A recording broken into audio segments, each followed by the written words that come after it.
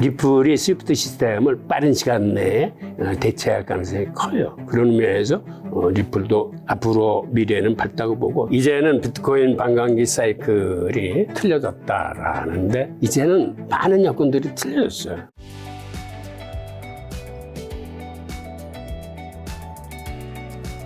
그럼 알트코인 불장은 언제 오는 건가요? 기본적으로 알트코인 불장은 비트코인이 먼저 치고 올라가야 알트코인 불장이 옵니다. 그러니까 지금 같은 상태는 비트코인이 12만 달러를 돌파하면서 지금은 약간 숨고르기를 하면서 일종의 횡보장을 갖고 있는데, 이런 상태에서 지금 이더리움이 확 치고 올라갔거든요. 그래서 비트코인 도미넌스가 한 64에 있던 게 지금 이게 한 60 근처로 떨어져 있어요. 그래서 많은 사람들이 기대를 하고 있습니다. 비트코인은 이제는 안정적인 횡보장에 들어와 있고, 이더리움이 치고 올라갔으니까 나머지 메이저 알트코인이 뒤를 따르고, 그 다음에 유망 테마별 코인들의 순환매가 이루어지면서 알트코인 불장이 오겠구나라고 기대를 하는데, 근데 요거는 조금 앞으로 더 지켜봐야 돼요. 왜 그러냐면 지금 이 그래프가 비트코인 도미넌스 추이입니다. 이게 지난 한 4년 이상 계속해서 올랐어요. 그러다가 최근에 한 65 정도 했던 게 지금 60일까지 4% 정도 빠지면서 이거 알트코인 불장 오는 거 아니야 라고 했는데, 지금 빠진 거 정도로는 이걸 알트코인 불장이라고 보기는 조금 힘듭니다. 저게 계속 빠질 건지 더 올라갈 건지. 일단 기본적으로 알트코인 불장은 비트코인 가격이 떨어져서 다른 알트코인 비중이 높아지는 거는 이건 알트코인 불장이 아니고, 치고 올라갔던 비트코인은 그 가격을 그대로 유지하면서 다른 알트코인이 상승해서 비트코인 도미넌스가 빠져야 되는 겁니다. 그러니까 비트코인 자체가 가격이 떨어져서 빠지는 건 그런 의미가 없고, 그런데 지금 바로 요 4% 정도 빠졌을 때가 비트코인 가격이 크게 빠지지도 않았는데 알트코인들이 치고 올라가서 빠진 거거든요. 그래서 이게 불장이 아닌가라고 지금 우리들이 지켜보고 있는 건데, 그런데 이게 바로 알트코인 시즌 지수입니다. 지금 보면은 이게 지수가 한 60 가까이 치고 올라갔다가 지금 37 정도로 지금 확 빠졌어요. 그래서 저게 안정적으로 60 이상으로 치고 올라가야 이제 본격적인 알트코인 시즌 불장이 오는 거기 때문에 지금은 좀 조심스럽습니다. 이게 알트코인 불장이 온다라고 얘기하기에는 조금 성급한 것 같고, 그래서 결론적으로 이 비트코인 가격이 안정화되면서 비트코인 도미넌스가 하락할 때, 그리고 전반적으로 시장 유동성이, 즉 시장에 돈이 많이 들어오면서 그게 비트코인 쪽으로 가지 않고 알트코인으로 가서 알트코인 가격을 올릴 때, 이때 알트코인 불장이 오는 겁니다. 그런데 암호화폐 시장은 정말 변동성이 크기 때문에 알트코인에 대한 투자는 본인이 사실은 각오를 하고 본인이 견뎌낼 만한 정도에서 투자하시는 걸 권해요. 왜 그러냐면 기본적으로 이 순서가 이더리움 가고, 그 다음에 뒤를 이어서 메이저 알트코인들을 한 10개 정도가 쫓아가고, 그 다음에 테마별 순환매가 이루어지면서, 예를 들어서 디파이 코인 갔다가 그렇게 오래 가지 못하고 떨어지면서 RWA 코인이 갔다가 또 떨어지면서 AI 에이전트가 코인이 갔다가 떨어지는데, 이게 주기가 생각보다 짧아요. 보통 순환매 과정이 길어야 한 일주일 내지 열흘 가면은 이게 금방금방 생각보다는 바뀝니다. 즉 변동성이 크다는 얘기. 그래서 알트코인 불장이라고 모든 알트코인이 오르는 것도 아니고, 이런 식으로 선택된 알트코인들이 위주로 오르는데, 그나마 테마별 순환매 같은 경우는 주기가 짧기 때문에 여기에는 굉장히 조심스럽게 접근하셔야 됩니다. 자, 근데 대다수 알트코인이 결국 사라질 것이라는 전망이 예전부터 굉장히 많았는데, 장기적으로 살아남은 알트코인들이 가지고 공통적인 특징은 뭐 앞으로 사도 괜찮은 알트코인은 뭘까요, 그러면? 예, 말씀하신 것처럼 알트코인의 99%는 앞으로 소멸될 겁니다. 그러니까 그 중에는 스캔 코인들도 많고, 백서에 쓴 것처럼 제대로 목표를 달성할 수 있는 것들이 없고, 그럴듯하게 백서만 발표하고 하는 척 하는 것들도 많고 하기 때문에 한 99%는 망할 코인이다 보고, 그럼 어떤 게 살아남을 거냐 하면,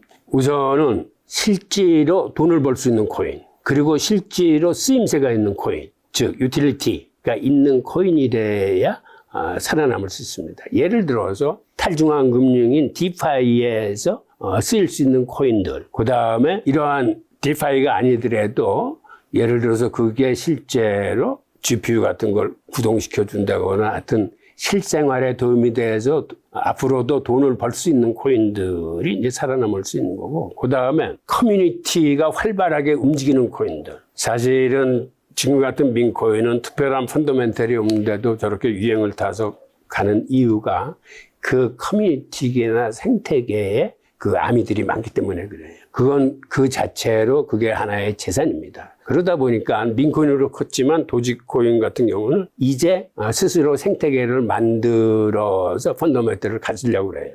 그런 식으로 이런 민코인들도 큰 난 다음에는 AI 에이전트 결합해서 실제로 기능하는 코인이 된다거나, 그 다음에 그런 식으로 해서 일단 네트워크가 커지면은 그거는 생존할 확률이 있는 거죠. 그 다음에 그러한 것에 대한 추천은 사실은 제 능력 바깥인데, 지금 말씀드린 것처럼 그런 코인들을 스스로 공부해서 골라내셔야 돼요. 이건 실제로 돈을 버는구나. 이건 실제로 사용처가 있구나. 이건 실제로 커뮤니티가 활발하게 움직이는구나. 이건 앞으로 개발 가능성이 있구나. 이런 것들을 스스로 공부해서 골라내시는 분이 없어요. 자, 하지만 뭐 알트코인 중에서도 워낙 시총이 큰 거는 좀 괜찮을 것 같아서 제가 여쭤보면 이더리움, 리플, 솔라나는 어떻게 보시는지라. 저 솔라나는 모르겠는데 최근에 이더리움, 리플은 가격이 굉장히 많이 올랐던 것 같더라고요. 이 코인들은 각각 탄생 목적이 아주 명료합니다. 심플해요. 이런 것들은 오히려 괜찮은 것들이에요. 왜 그러냐면 이더리움은 스마트 계약이라는 플랫폼을 갖고 태어나서 그 위에서 어플리케이션이나 코인들 생산이나 뭐 디파이나 모든 거를 할 수 있는 미래지향적인 코인이에요. 지금은 워낙 과부하가 걸려서 속도가 느리고 여러 가지 문제가 있어서 제대로 평가를 받지 못했는데, 이 6단계 업그레이드를 거치면서 확장성, 즉 처리 속도와 수수료를 인하시킬 수 있으면 앞으로는 성장 가능성이 큰 코인입니다. 리플도 탄생 목적이 아주 심플해요. 현재 낙후된 송금 시스템을 개혁하겠다고 나온 게 리플입니다. 그래서 그게 사실상 앞으로는 이루어질 겁니다. 제가 이렇게 말씀드릴 수 있는 건, 그간에는 미국 주도로 스위프트 시스템을 완전히 밀었지만 이제는 그게 좀 힘들어지는 게, 그간 미국이 이렇게 스위프트 시스템을 전적으로 지원한 이유는 이걸 통해서 미국에 들어오는 테러 자금이나 불법 자금들이 다 검색이 되고 그거를 막아낼 수 있는 창구였었는데, 이제는 스위프트 시스템에만 의존하지 못하게 되는 게 됐는데, 그 이유가 뭐냐면 바로 스테이블 코인 때문에 그래요. 스테이블 코인은 은행을 거치지 않는 암호화폐이기 때문에 이거는 개인의 지갑에서 개인의 전자지갑으로 다이렉트로 이제 송금이 되는 거거든요. 그 다음에 송금 비용도 거의 무료입니다. 그리고 송금도 즉각적으로 이루어져요. 이제는 많은 사람들이 은행에 가서 스위프트 시스템을 쓰지 않을 겁니다. 스테이블 코인 가지고 대부분 송금하고 거래를 할 거예요. 이미 무역시장에서도 정식 신용장에 의한 무역이 아닌 스테이블 코인으로 하는 무역이, 이건 통계도 잡을 수 없어요. 은행을 거치지 않으니까 그냥 추정치로만 해도 우리나라 무역의 10%는 스테이블 코인으로 이루어진다라고 지금 보고들이 있거든요. 그런 식으로 이제는 송금 자체가 이렇게 스테이블 코인으로 되면서 리플이 힘을 쓰게 될 겁니다. 리플 레저하고 리플 넷이 이게 분산형 시스템이 돼서 다이렉트로 한 3초 만에 송금이 되면서 송금 수수료도 거의 안 들어요. 그러니까 과거처럼 이거를 그렇게 억누르지 않고 이제는 시장에서 받아들여서 쓰기 시작하면은 리플이 스위프트 시스템을 많이 빠른 시간 내에 대체할 가능성이 커요. 그런 의미에서 리플도 앞으로 미래는 밝다고 보고, 솔라나는 사실은 이게 먹통도 되고 그러면서 여러 가지 문제가 있음에도 불구하고 투자자들한테 이렇게 환영을 받았던 게, 그간 이더리움의 가장 큰 문제가 속도하고 수수료예요. 속도도 느리고 수수료도 비싸니까 그 틈을 솔라나가 파고든 건데, 그래서 지난 2년간 솔라나의 상승률이 아주 경이로울 정도로 높았습니다. 그러니까 지금 말씀하신 이더리움이나 리플이나 솔라나는 탄생 목적 자체가 심플한데 그게 투자자들한테, 고객한테 맥히는 거예요. 그래서 이런 것들은 앞으로도 괜찮다라고 보여집니다. 자, 한국 투자자들이 근데 유독 비트코인보다 고위험 알트코인에 집중한 현상 원인은 무엇으로 좀 진단하시고 이걸 개선하기 위해서 필요한 건 뭘까요? 우선 이렇게 알트코인에 몰리는 거는 리스크 테이킹에 강한 우리의 아마 민족성 기질도 있겠지만은 또 하나는 대박을 치는 코인들을 보면서 단기 고수익 추구 심리가 이제 있는 거죠. 이게 눈이 가더라고요. MTS는 아니죠. 이걸 비트코인 어쨌든 그 창을 보면 업비트를 저는 쓰고 있는데 밑에 이제 막 다른 이제 코인들이 막 수십 프로 가는 거 보면 그래서 투자할 때 가장 힘든 거는 이 탐욕을 버리는 건데 예를 들어서 스마트머니들 큰 손들은 연 5% 이자에도 자기의 큰 재산을 채권 같은 데 맡깁니다. 그렇죠. 왜냐하면 앞에 있는 자기 시드가 크니까. 네. 그래서 그들은 연 5% 정도에 만족을 해요. 그런데 우리는 그런 큰 손이 아니기 때문에 그들처럼 5%에 만족을 하지 못하고 이 알트코인 같은 게 한번 대박을 치면 몇백 프로, 몇천 프로 수익을 내니까 자연스럽게 눈이 이제 그쪽으로 갈 수뿐이 없는데 그런데 우리가 비트코인이 연평균 80% 이상의 수익을 안겨다 주면 사실은 거기서 우리는 만족해야 돼요. 그 80%가 엄청난 겁니다. 그래서 근본적으로 80% 이상을 넘어가는 알트코인에 눈을 돌리지 말아야 돼요. 이거를 하려면은 기본적으로 정신문장이 돼 있어야 돼. 그럼 우리가 투자를 하다 보면 레버리지 투자도 있고 선물이나 파생상품도 있고 한 번에 순식간에 엄청난 돈을 벌었다는 많은 유튜버들이 등장을 하면서 가슴을 설레게 하는데 그런 거는 내 길이 아니다라고 생각하고 예를 들어서 나는 비트코인과 이더리움과 리플을 계속해서 모아가고 그 다음에 한 20% 정도만 기타 알트코인으로 하는데 여기다 대박을 칠 코인을 집어넣는 게 아니라 그 중에서도 가장 변동성이 적고 투자 유망한 뭐 ETF 승인 가능성 있는 코인 한 두세 개 하고 그 다음에 그 디파이하고 RWA 대장 코인 요 5-6개로 나는 만족하겠다라는 생각으로 위험성 있는 거는 눈도 돌리지 말고 손을 담궈서는 안 됩니다. 결국 많은 투자들이 이 시장을 떠나는 이유는 다 알트코인에 투자를 했다가 실패하고 떠나기 때문에 지금 같은 장세가 찾아와도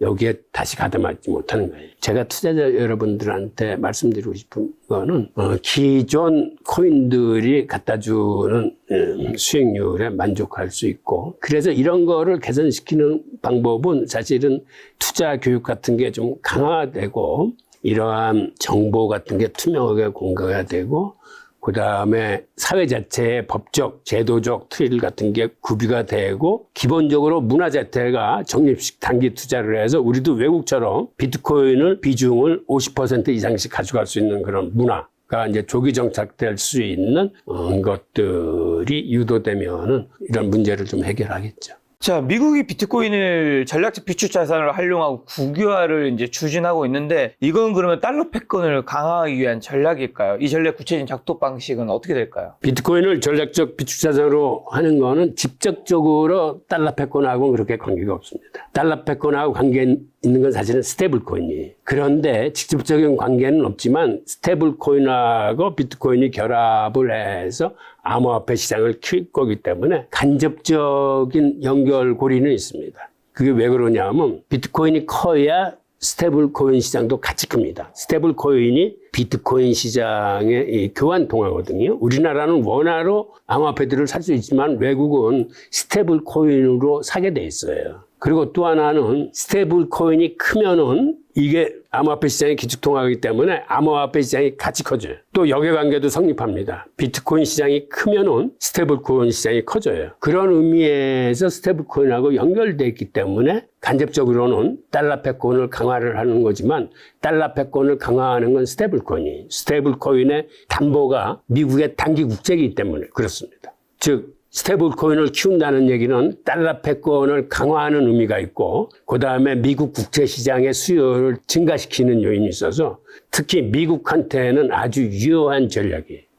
자, 탈달러 현상이 그럼 미국으로 하여금 스테이블 코인 시장을 키우고 이를 통해 미국 채권 수요를 확보하려고 한다는데 이 시나리오 현실 가능성은요? 예, 현실 가능성이 크죠. 지금 스테이블 코인이 앞으로 3년 내에 지금 2,500달러 규모인데 이게 2조 내지 2조 8천억 정도 커질 거라고 보고 있거든요. 그러니까는 엄청나게 빠른 속도로 이 시장이 커질 겁니다. 그러니까 실현 가능성은 아주 높은데 다만 이 시장이 크면서 미국 재정 적자 문제나 국제 시장 문제를 다 커버해 줄 거라고 생각하면 그건 오산이에요. 즉 앞으로 3년 동안 스테이블 코인 시장이 엄청나게 빠른 속도로 2조 달러라고 크는데 미국이 재정 적자로 인해서 1년에 발행해야 될 국채만 2조 달러가 넘습니다. 그러니까 앞으로 3년 정도면 미국 국채는 한 8조 달러 정도의 수요가 필요해요. 그러니까 스테이블 코인 2조로는 그거를 막아낼 수는 없어요.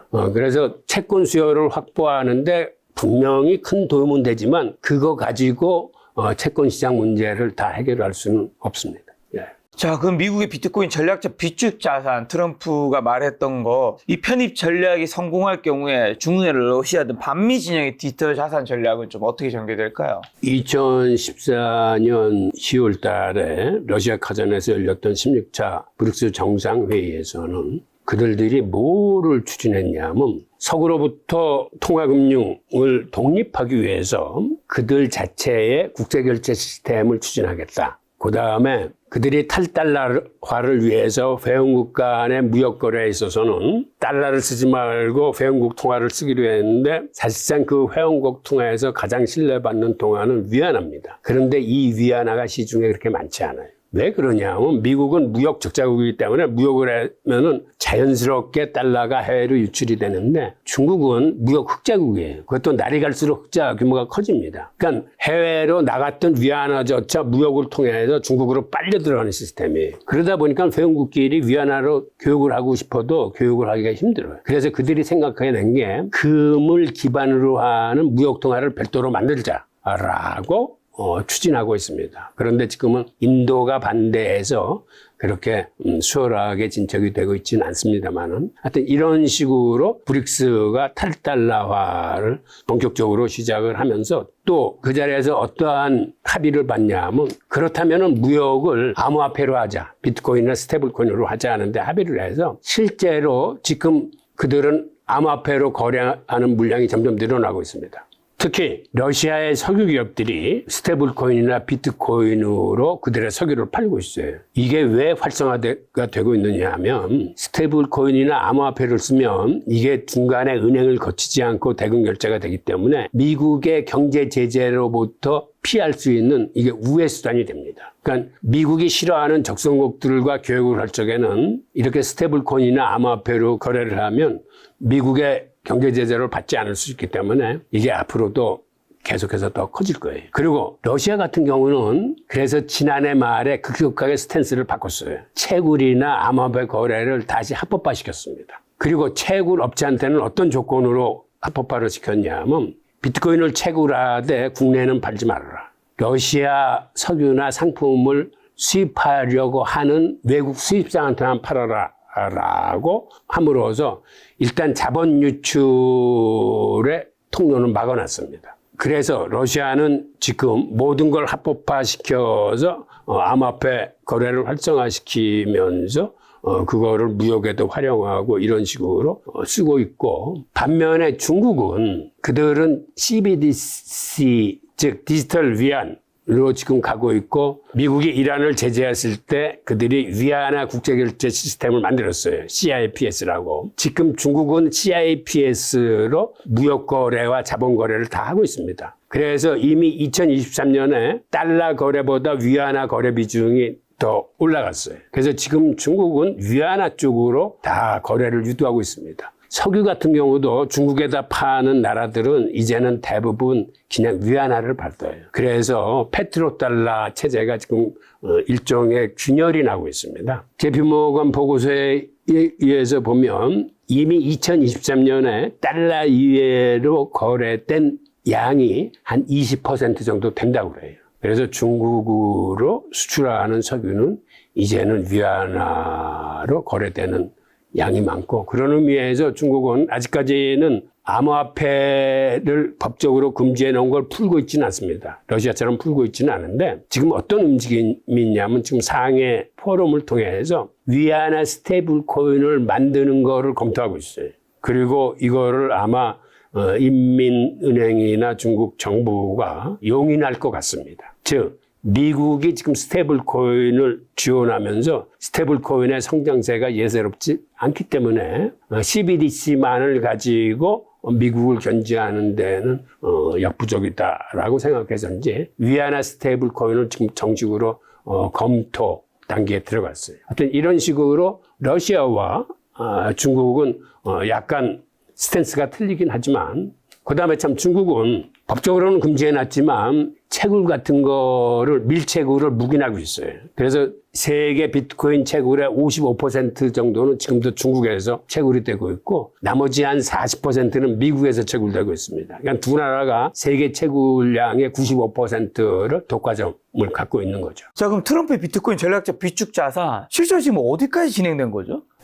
결론부터 말씀드리자면 그렇게 사실 큰 진척은 없어요. 그게 왜 그러냐면 예산을 쓰지 말고 비축하자라는 게 지금 미국 정부의 뜻인데 그게 말이 되나요? 예산을 안 쓰고 어떻게 그게 말이 안 되니까 지금 잘 진척이 안 되는 거예요. 그러니까 여태까지 진행상을 보면 3월 달에 행정명령에 대해 서명을 했고 그다음에 재무장관하고 상무장관 불러가지고 예산 쓰지 말고 할 수 있는 방법을 좀 연구해봐라고 두 사람한테 지시를 했어요. 그 다음에 백악관의 데이비드 삭스 그 실무그룹한테도 그거를 한번 검토해보라고 그랬는데 오늘 아마 그거 보고서를 아마 공개를 할 겁니다. 7월 31일 날 공개하기로 돼 있는데 그런데 들리는 소문에 의하면 거기도 비축 전략에 대한 내용은 빠져 있더라고요. 그러니까 한마디로 지금 쉽게 아이디어들을 잡지 못하고 있는 거죠. 자, 과거와 달리 근데 기관 투자자들이 진입하고 있는데 과거의 4년 반경의 사이클은 앞으로 가면 좀 어떻게 좀 변할까요? 원래 과거의 사이클에 의하면 내년에는 비트코인 가격이 빠지는 해입니다. 3년차 해에 어김없이 하락을 했어요. 그러니까 관광기가 시작하는 해 그 이듬해까지는 상승세였다가 3년째는 어김없이 다 빠졌어요. 그래서 이건 내년에 비트코인 하락하는 거 아니냐 하는데 저는 개인적으로 이제는 비트코인 반감기 사이클이 틀려졌다라는데 방점을 찍습니다. 왜 그러냐면 이제는 많은 여건들이 틀려졌어요. 한마디로 시중의 통화 공급량도 엄청 늘어날 뿐만 아니라 규제가 없어지고 친암호화폐로 변했고 그 외에도 많은 요인이 바뀌었기 때문에 내년에도 저는 비트코인 가격이 오르는 데는데 한 표를 하고 그 다음에 지금처럼 이렇게 유동성 공급량이 많아지는 이런 때에는 그렇게 가격이 빠지기가 힘듭니다. 자, 비트코인 가장 많이 사고 있는 기업은 마이크로 스트래티지인데 이제 줄여서 스트래티지였나요? 비트코인을 매수하는 기업들이 이제 스트래티지 따라서 다음 하락장이 매도 폭탄이 될 수도 있는지 이들의 위험성은 어떻게 판단해야 될까요? 왜냐하면 스트래티지의 CEO는 정말 미친 듯이 어떤 신념을 가지고 사는데 다른 기업들은 막 오르면 팔고 싶은 그런 것들이 있을 테니까요. 우선 스트래티지는 회사 이름을 스스로 바꿨습니다. 너무 길어서 그랬는지 이제는 스트래티지라고 회사 이름을 바꿨고 그 다음에 기업들이 매수하는 건 이거는 사실은 매도 폭탄이 될 수 있습니다. 그 왜 그러냐면 기업이라는 건 이 비트코인을 사들여서 이게 주가 상승에 긍정적인 영향을 끼쳐야 계속 사는 건데 특히 돈을 빌려서 산 기업들 예를 들어서 부채를 조달했거나 뭐 채권 시장에서 돈을 끌어들여서 산다거나 이런 경우에는 이게 원금을 훼손하게 되면은 그들은 비트코인을 팔아야 돼요. 그래서 투자자나 돈을 빌려준 사람한테 갚아야 되기 때문에 언제든지 그런 상황이 오면은 매도 폭탄이 될 수 있는 건 확실한데 문제는 그런 경우가 그렇게 쉽게 오진 않을 거예요. 왜 그러냐면 과거에는 이 반토막이 나거나 반의 반토막이 나는 경우가 많았는데 근데 그때는 현물 생태계가 굉장히 왜소했고 오히려 선물 시장이 힘이 강했습니다. 그러다 보니까 일부 세력들이 웩도덕 현상이라고 선물 시장을 활용해서 현물 가격을 폭락시키는 짓을 많이 했어요. 그래서 그들은 옵션이나 선물에 걸어놓고 그들은 이익을 취하면서 이러한 장난들을 많이 했는데 이게 앞으로는 힘들어질 거예요. 왜 그러냐면 현물 시장의 인재는 많이 커졌고 여기에 사실 큰 형님들이 죄 들어와 있어. 블랙록이나 피델리티 같은 게 들어와 있고 그다음에 미국 국민들의 40%가 현물에 투자했건 ETF라는 주식에 투자했건 생태계 자체가 단단하게 컸기 때문에 20-30% 정도의 조종장 정도는 가능해요. 근데 과거처럼 반토막이나 반의 반토막이 나는 그런 사례들이 오기는 이제는 조금 힘든 구조가 됐어요. 그래서 이게 조종장 정도에는 이게 흔들리지 않습니다. 문제는 반의 반토막이 나야 이게 흔들리는데 하여튼 그럼에도 불구하고 이러한 리스크가 있다는 거는 확실합니다. 예.